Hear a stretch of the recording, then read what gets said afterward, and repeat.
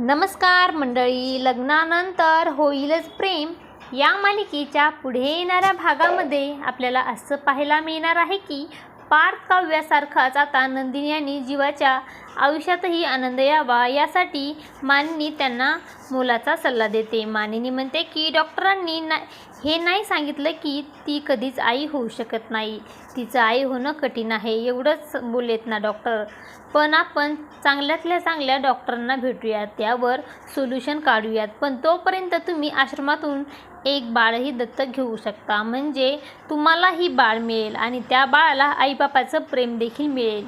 तर मानिनीचा सल्ला आता जीवा आणि नंदिनी दोघांनाही पटतो. त्यानंतर ते दोघेही आता आश्रमात जायचं ठरवतात आणि जीवा आणि नंदिनी दोघेही आता आश्रमात छोट्या नंदूला घरी घेऊन यायचं असं ठरवतात. आणि आश्रमात गेल्याच आता नंदिनीला तिथे उलट्या सुरू होतात आणि असं काही आता आपल्याला या भागामध्ये पाहायला मिळणार आहे.